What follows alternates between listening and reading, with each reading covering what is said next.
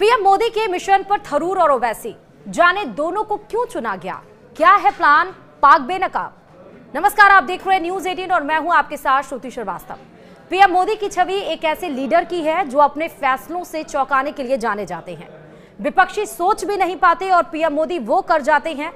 शशि थरूर और असदुद्दीन ओवैसी को बहुदलीय प्रतिनिधि मंडल में शामिल करने का निर्णय भी कुछ ऐसा ही है। दरअसल ऑपरेशन सिंदूर से पाकिस्तान में छिपे बैठे आतंकवादी संगठनों की कमर तोड़ने के बाद भारत ने अब पाक के नापाक इरादों को अंतर्राष्ट्रीय स्तर पर भी बेनकाब करने की रणनीति बना ली है। मोदी सरकार की इस रणनीति का हिस्सा सिर्फ भारतीय जनता पार्टी के सांसद ही नहीं बल्कि सभी दलों के सांसद शामिल हैं। ये सभी सांसद अलग अलग देशों में जाकर पाकिस्तान प्रायोजित आतंकवाद को बेनकाब करेंगे। पाकिस्तान के खिलाफ ऑपरेशन सिंदूर पर भारत के सांसद दुनिया को ब्रीफ करेंगे। केंद्र सरकार सभी दलों के चुनिंदा सांसदों को 22 या 23 मई से 10 दिनों के लिए विदेश दौरे पर भेज रही है। ये सांसद अमेरिका, यूके, दक्षिण अफ्रीका, कतर और यूएई जाएंगे। वहां की सरकार को आतंकवाद पर भारत का पक्ष बताएंगे। इस बहुदलीय प्रतिनिधि मंडल में कांग्रेस के शशि थरूर और एआईएमआईएम के असदुद्दीन ओवैसी भी शामिल हैं। इससे पहले शशि थरूर के ऑपरेशन सिंदूर पर दिए गए बयान से कांग्रेस पार्टी के कुछ नेता नाराज थे। उन्हें लगा कि थरूर ने लक्ष्मण रेखा पार कर दी है और इस मामले में जब शशि थरूर से सवाल किया गया तो उन्होंने कहा कि एक भारतीय होने के नाते उन्होंने अपनी बात देश और दुनिया के सामने रखी है। तो वहीं न्यूज एजेंसी पीटीआई के मुताबिक सरकार के विपक्षी सांसदों सहित कई राजनीतिक दलों के सांसदों से संपर्क किया गया। उनसे राजनीतिक मिशन में भाग लेने की मांग की गई। कई दलों ने पहले ही इस पहल के लिए अपने प्रतिनिधियों को भेजने की मंजूरी दे दी है। रिपोर्ट में यह कहा गया कि प्रतिनिधि मंडल में कितने लोग शामिल होंगे, इस बारे में अभी तक कोई जानकारी सामने नहीं आई। फिर भी कुछ नेताओं ने अनुमान जताया कि 30 से अधिक सांसद इसमें शामिल हो सकते हैं। अनुराग ठाकुर बीजेपी, अपराजिता सारंगी बीजेपी से हो सकती हैं, शशि थरूर वहीं कांग्रेस से हो सकते हैं, मनीष तिवारी का नाम कांग्रेस से चल रहा, सलमान खुर्शीद का नाम कांग्रेस से, अमर सिंह का नाम कांग्रेस से, सुदीप बंदोपाध्याय टीएमसी से, Sanjay Jha JDU, Sasmit Patra BJD, John Brittas CPI, Asaduddin Owaisi AIMIM, वहीं सुप्रिया सुले एनसीपी और एसपी और केनी मोझा डीएमके से। इन सभी सांसदों का नाम अलग अलग पार्टी से चुनकर आया जो मैंने अभी आपको बताया। तो प्रतिनिधि मंडल की 10 दिन की अवधि में कई देशों का ये दौरा करेंगे। सांसदों को सरकार की ओर से तय किए गए विभिन्न क्षेत्रीय ब्लॉकों में नियुक्त किया जाएगा। प्रतिनिधि मंडल के विदेश जाने से पहले विदेश मंत्रालय सांसदों को उनके राजनयिक मिशन के बारे में पूरी जानकारी मुहैया कराएगी। बताया यह जा रहा है कि पूर्व केंद्रीय मंत्री अनुराग ठाकुर और उड़ीसा से भाजपा सांसद अपराजिता सारंगी सत्तारूढ़ पार्टी के उन सदस्यों में शामिल हैं जो प्रतिनिधि मंडल में शामिल होंगे। तो वहीं शशि थरूर और ओवैसी मोदी सरकार के हमेशा से कट्टर विरोधी रहे हैं। फिर आखिरकार प्रधानमंत्री नरेंद्र मोदी ने इस बेहद खास मिशन पर इन्हें क्यों भेजा जा रहा है? आखिर मोदी सरकार का पाक को बेनकाब करने का पूरा प्लान क्या है? आपको इसके बारे में अब विस्तार से बताते हैं।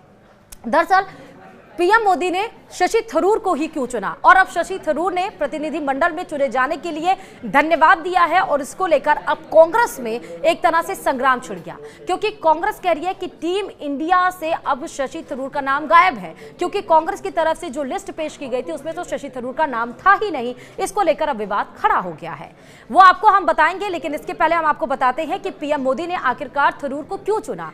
पीएम मोदी की छवि एक ऐसे लीडर की है जो अपने फैसलों से चौंकाने के लिए जाने जाते हैं।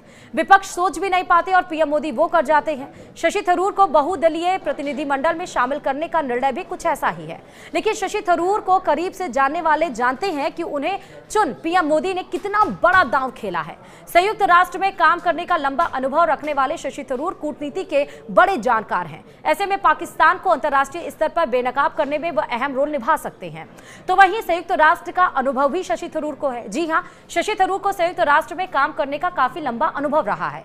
1978 में यूएनएचसीआर यानी कि संयुक्त राष्ट्र शरणार्थी उच्चायुक्त में अपना करियर शुरू करने वाले थरूर 1981 से 1984 तक सिंगापुर में यूएनएचसीआर कार्यालय के प्रमुख रहे हैं।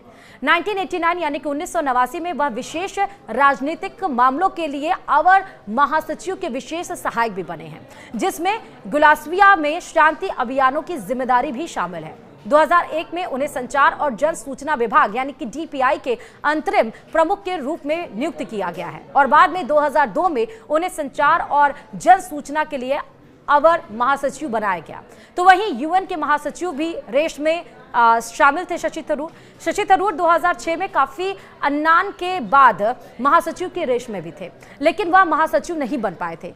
थरूर 2006 में महासचिव की रेस में दूसरे स्थान पर रहे थे। कूटनीति के जानकार भी माने जाते हैं। शशि थरूर कूटनीति के अच्छे जानकार हैं। वह जानते हैं कि किस देश की क्या फितरत है और उसे कैसे जवाब देना है। यही वजह है कि जब अमेरिकी राष्ट्रपति डोनाल्ड ट्रंप के भारत और पाकिस्तान के बीच सीज़फायर की घोषणा करने से पहले ही वाहवाही लूटते हुए उन्होंने सोशल मीडिया पर पोस्ट किया तो शशि थरूर ने पीएम मोदी की चुप्पी का समर्थन किया था।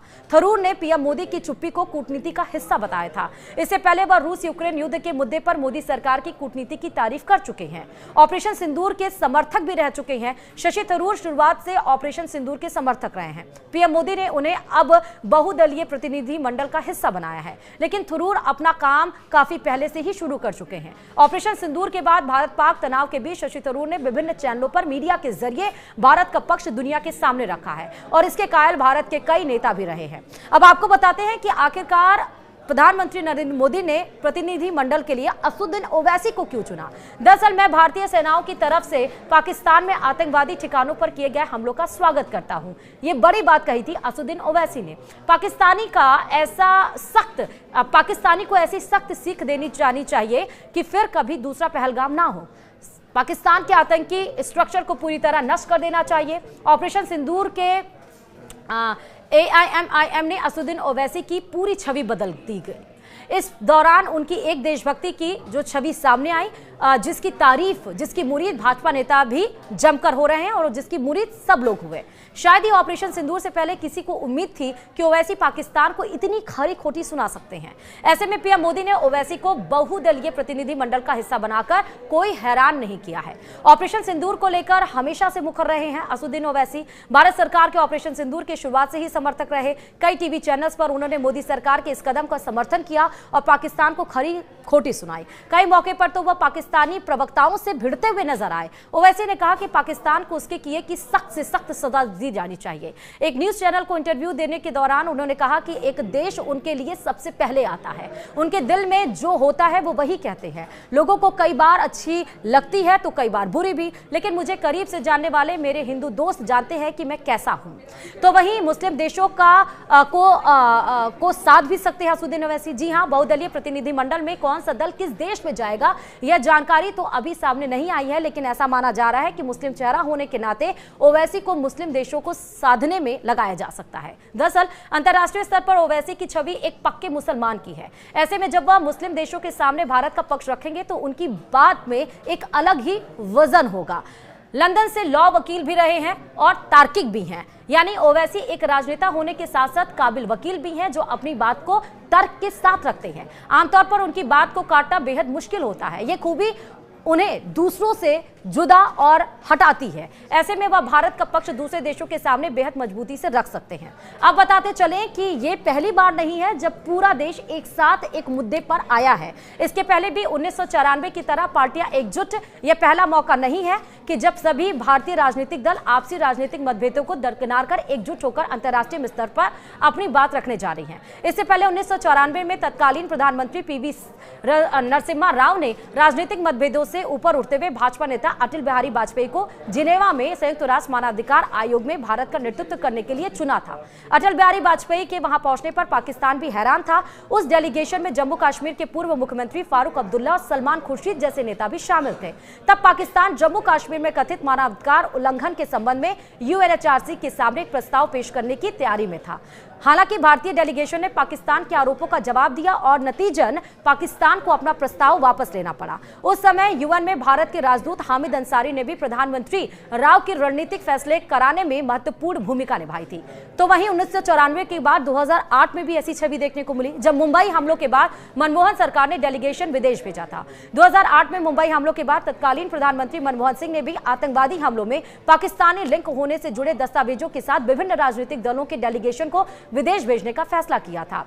अब आपको बताते चले कि ऑपरेशन सिंदूर के तहत किस तरह भारत ने बॉर्डर पर पाकिस्तान को नेस्तनाबूद कर दिया। 9 आतंकी कैंप्स नष्ट किए गए हैं, क्योंकि जम्मू कश्मीर के पहलगाम में 22 अप्रैल को आतंकी हमले में 26 टूरिस्ट मारे गए थे। पहलगाम हमले के बदला लेने के लिए भारत ने 7 मई को ऑपरेशन सिंदूर के तहत पाकिस्तान और पाक अधिकृत कश्मीर यानी पीओके में हमला किया था, और इस दौरान भारत ने अपने एडवांस एयर डिफेंस सिस्टम की बदौलत बॉर्डर पार किए बिना पाकिस्तान के भीतर जाकर 9 आतंकवादी कैंपों को नष्ट कर दिया। जवाबी कार्रवाई में पाकिस्तान ने भी हमला किया, लेकिन भारत की multi layer air defence system ने लगभग हर पाकिस्तानी मिसाइल और ड्रोन को बेअसर कर दिया था। और अब जाकर इंटरनेशनल लेवल पर भारत किस तरह पाक के आतंकिस्तान को बेनकाब करेगी, इसके लिए एक पूरा डेलीगेशन तैयार हो चुका है। उसी के साथ इस वीडियो में फिलहाल अभी इतना ही। देखते रहिए न्यूज़ 18 राजस्थान। नमस्कार।